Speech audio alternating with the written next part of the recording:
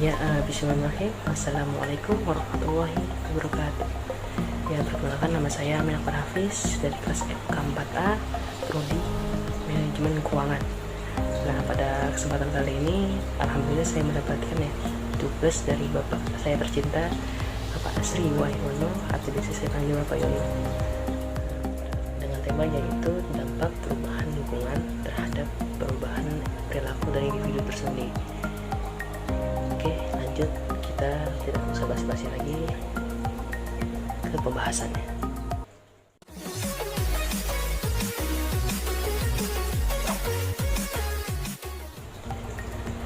Oke, masuk ya di slide pertama, yaitu di sini ada topik saya gitu.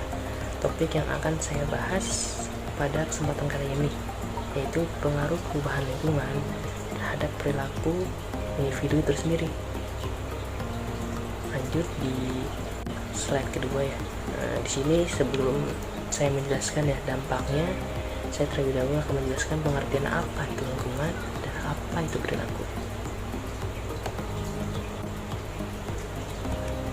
Oke, lanjut di slide selanjutnya saya akan menjelaskan ya, lingkungan itu merupakan salah satu faktor yang mempengaruhi terhadap pembentukan dan perkembangan perilaku individu. Nah, di sini ini lingkungan ini sebagai, kalau kata orang sih ya, sebagai lingkungan empiris itu. Empiris itu artinya belajar pengalaman.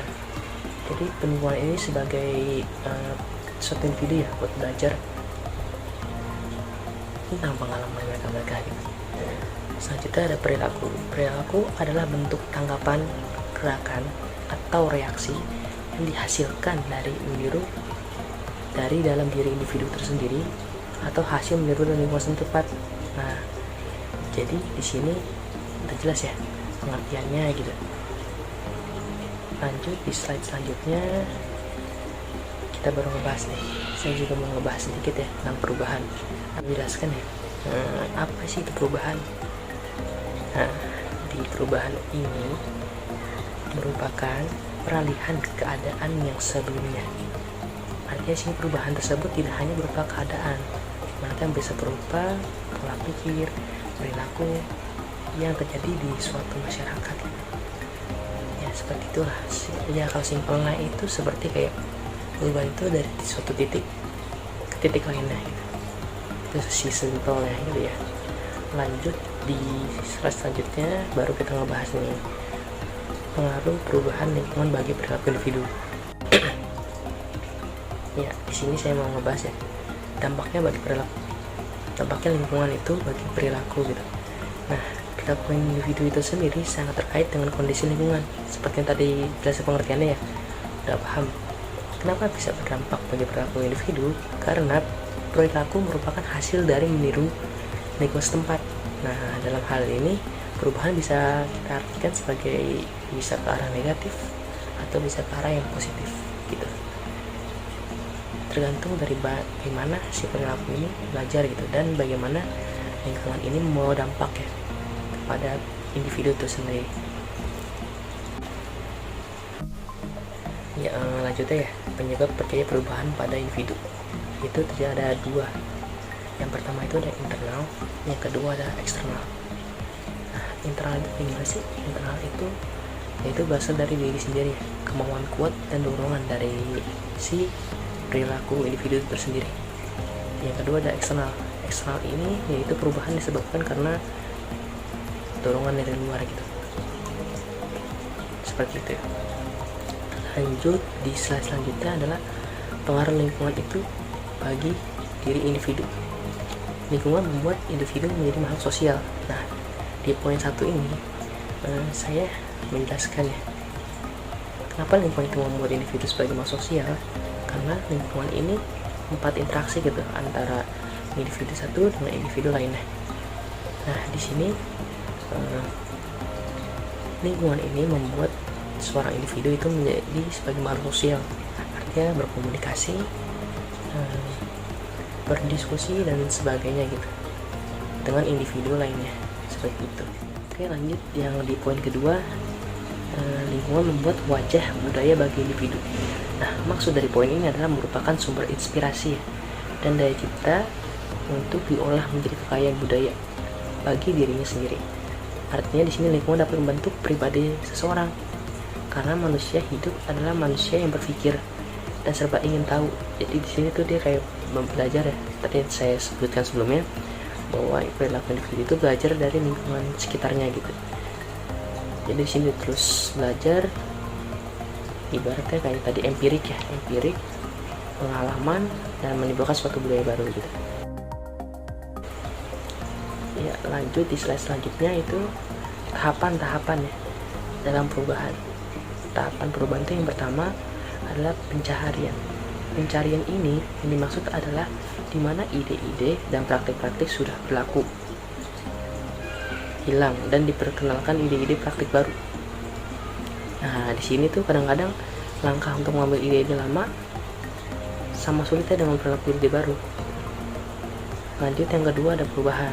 Perubahan tadi udah disebutin ya, cuma di sini mungkin agak sedikit beda. Yaitu adalah perubahan adalah tahap-tahapan di mana ide baru dan praktik baru dipelajari. Dan artinya proses ini meliputi pembentukan pemikiran ya seorang individu, bagaimana cara dia berpikir dan sebagainya. Ya, oke, lanjut di materi selanjutnya ya, langkah-langkah yang harus diambil ya dalam menyikapi perubahan. Nah, di sini itu kita sudah tahu ya kalau misalkan perubahan itu memberikan dampak positif dan juga memberikan dampak negatif. Nah, oleh karena itu di sini untuk mencegah hal-hal negatif ya yang akan timbul dalam perubahan, saya akan membahasnya ya dalam 6 cara gitu. Yang pertama, sosialisasi. Nah, di sosialisasi ini dijelaskan emang apa kita harus melakukan perubahan gitu. Nah, di sini biasanya seorang individu itu akan cenderung berpikir apakah perubahan ini banyak untuk dirinya sendiri gitu. Lanjut di kedua ada pemahaman. Nah, setelah dia mengetahui perubahan ini bagaimana, nah di pemahaman ini cenderung individu itu akan merasa apakah perubahan ini penting bagi dirinya atau tidak. Nah, seperti itu. Lanjut di komitmen. Nah, setelah dia tahu perubahan ini dirasa penting dan dia memahami gitu perubahan ini seperti apa, dia berkomitmen gitu dalam dirinya agar perubahan ini yang berdampak positif terhadap dirinya dapat terwujud gitu. Terus yang selanjutnya di implementasi. Nah, setelah dia merasa berkomitmen terhadap dirinya sendiri, implementasi ini adalah merupakan wujud nyata gitu, wujud nyata dalam perubahannya. Setelah dia paham, maka dia akan langsung mempraktekannya ya, mengimplementasikan di dunia nyata gitu. Nah, selanjutnya ada komunikasi.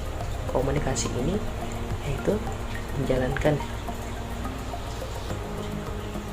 komunikasi ini merupakan ya menjaga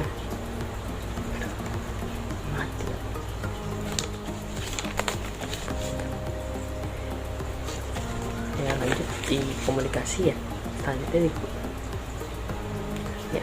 di komunikasi yaitu menjaga implementasi ini atau praktiknya secara langsung ini tetap berjalan, baik secara efektif ataupun efisien, ataupun keduanya juga bisa gitu.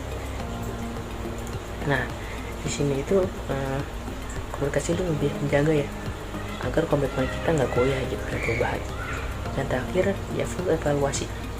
Evaluasi ini membahas tentang kayak kira-kira perubahan ini sesuai dengan apa yang kita inginkan atau tidak, seperti itu.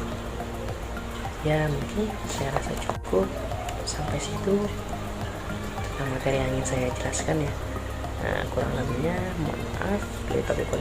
Wassalamualaikum warahmatullahi wabarakatuh.